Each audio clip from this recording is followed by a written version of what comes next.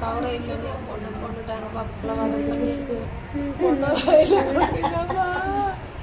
என் பொண்ணு மேலே போட்டுட்டு என்ன பைத்தியக்காரி மாதிரி பழம வச்சுட்டாப்பா. திருவள்ளூர் பொன்னேரி அடுத்த முஸ்லிம் நகரை சேர்ந்தவர் லோகேஸ்வரி, வயது 24. இவருக்கும் காட்டாவூர் கிராமத்தைச் சேர்ந்த பன்னீருக்கும் 4 நாட்களுக்கு முன் திருமணம் நடந்தது. மறுநாளில் இருந்து லோகேஸ்வரியை அவரது கணவர் குடும்பத்தினர் வரதட்சணை கேட்டு கொடுமைப்படுத்தியதாக கூறப்படுகிறது. 10 சவரன் வரதட்சணை கேட்டு 5 சவரன் கொடுப்பதாக ஒப்புக்கொண்டுள்ளனர். 4 சவர நகை, சீர்வரிசை பொருட்கள், பைக் ஒன்றும் சீதனமாக முதலில் கொடுக்கப்பட்டுள்ளது. ஆனால் மூத்த மருமகள் 12 சவரன் கொண்டு வந்ததாகவும் பாக்கி உள்ள 1 சவர நகையை வாங்கி வருமாறு பன்னீர் குடும்பத்தினர் கொடுமைப்படுத்தியதாக கூறப்படுகிறது. மறு வீட்டுக்காக நேற்று தாய் வீட்டிற்கு வந்திருந்த லோகேஸ்வரி நடந்த கொடுமையை கூறியுள்ளார். பாக்கி 1 சவர நகை வீட்டிற்கு ஏசி வாங்கி கொடுக்குமாறு தொந்தரவு செய்ததாக அழுதுள்ளார். வருத்தத்துடன் இருந்த லோகேஸ்வரி நேற்று இரவு பாத்ரூம் சென்றுவிட்டு திரும்பவில்லை. நீண்ட நேரம் லோகேஸ்வரி வராததால் சந்தேகமடைந்து உள்ளே சென்று பார்த்தபோது தூக்கிட்ட நிலையில் மீட்டுள்ளனர். பொன்னேரி அரசு மருத்துவமனைக்கு கொண்டு சென்றபோது அவர் ஏற்கனவே இறந்துவிட்டதாக டாக்டர்கள் கூறியுள்ளனர். லோகேஸ்வரி குடும்பத்தினர் புகாரில் பொன்னேரி போலீசார் பன்னீர் குடும்பத்தினரிடம் விசாரணை நடத்தி வருகின்றனர். சொல்லுங்க. ஒரு 6 மாதம் முன்னாடி பொண்ணு கேட்டாங்க சார். என் ஃப்ரெண்டு மூலியமாக காட்டாவூரில் கொடுத்துருக்குறாப்புல.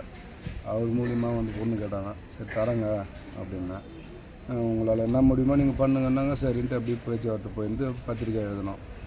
அப்புறம் நானாக விருப்பப்பட்டு ஒரு 4 சவர நகை, அது பொண்ணு வசிக்கிறதுக்கு சாமான் சட்டி எல்லாம் கொடுத்தேன்.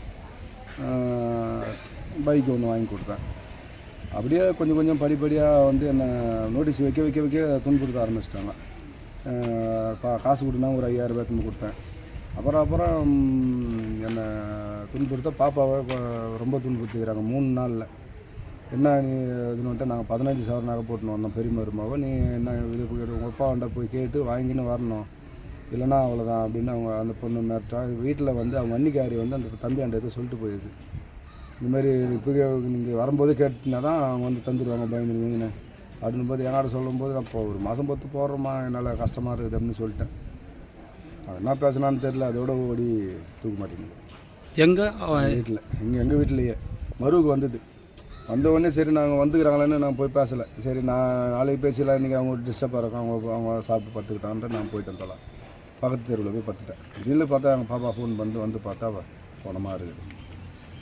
அவர் வீட்டுக்கார் கூட இருந்தாரா? கூட இருந்தார். அவர் தான் அந்த ரூம்லேருந்து தான் பெட்ரூம்லேருந்து தான் அந்த பொண்ணு ஆப்போசிட்டாக கிராஸ் பண்ணி போயிருக்குது. பாத்ரூம் போகிற மாதிரி போயிருக்குது. அவர் ஏதோ திட்டிக்கிட்டு ஓடி இருக்குது. அவர் கம்முன்னு என்னன்னு தெரியாத மாரி நின்றுக்கிறாரு. அப்புறம் எல்லாம் மாட்டின பிற்பாடு வெளியே தந்து கலந்தும் போது தான் நான் ஓடியாரேன் ஃபோன் பண்ணோன்னு. அவங்க கல்யாணத்துக்கு 10 சவரம் நகை கேட்டாங்கப்பா. பொண்ணு நாங்கள் 5 சவரம் போடுறோன்னு சொன்னோங்க. ஏசி வாங்கி தரேன்னு சொன்னோம், பைக்கு தரேன்னு சொன்னோம், சாமான் தரேன்னு சொன்னோம், எல்லாமே தரேன்னு சொன்னோங்க. எவ்வளோ சாமான் குத்தும்பா, நாங்கள் இதில் இருக்கிற மொத்த சாமானும் குத்தும்பா எடுத்து கொடுத்துக்கிறோம்பா. ஏசியும் அந்த நாங்கள் சொன்ன வாக்கு குத்துக்கிறோம். ஏசிலே ஏசி ஒரு சவரம் நகை போடலப்பா. அதுக்காக குத்தலாம் நெக்கலாம் அவங்க அண்ணிக்காரி, அவங்க அத்தாக்காரி, இந்த தூங்க பையன் பொண்ணு குத்துவாங்க. அவங்க மாமனார் எல்லாரும் சேர்ந்து கொடுமைப்படுத்தி அவங்க தூக்க மாட்டேங்க வச்சுக்கோப்பா. அந்த ஏசி இருந்தால் வீட்டில் நல்லா படுத்துக்கு தூங்கலாமே. ஏசி கொடுத்துருக்கோம். ஆரம் போட்டுக்கு ஆரம் இல்லையே, 1 சவரம் கம்மியாக போட்டுருக்காங்க. ஒரு 4 சவரம் கொடுத்தாச்சுப்பா. 1 சவரம் இல்லைன்னு பொண்ணுட்டாங்கப்பா. பிள்ளைவாதம் பண்ணிட்டு எப்பா என்னதான் போனால் நான் ராத்திரி மறு வீட்டுக்கு வந்துக்கிறேன்ப்பா. தொண்டை வெளியே குடிச்சிட்டு வந்துக்கிறான்பா.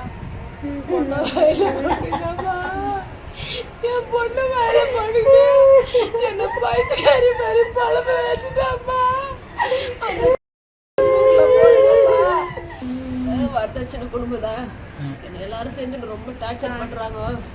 எனக்கு ஒரு போன மறாதனால தூங்கவே உள்ளே தட்டி எழுப்பி அவ்வளோ ஒரு சாமான் போட்டு தேய்ச்சி மாமனார் துணி, மாமியார் துணி, புருஷன் துணி, இது துணிட்டு 1 வாரம் துணி சேர்த்து வச்சு மொத்த துணி துவைக்க வச்சாங்க. வீடெல்லாம் பெருக்கி வர வச்சுக்கிறாங்க. சாப்பாடெல்லாம் செஞ்சு போட்டுக்கிறோம் சாப்பிட்றதுக்கு. நான் சோபாவில் கொஞ்ச நேரம் உட்காந்து டிவி பார்த்துதான். நீலாம் எதுக்கு டிவி பார்க்குறேன், வீட்டை பெருக்கி எடுக்க வேண்டியது. டிவினா சோபாவில் உட்காந்து பார்க்காத, டிவி ஆஃப் பண்ணி உட்கார கூட விடணுமா. ஒரே டார்ச்சர் பண்ணுறாங்கம்மா.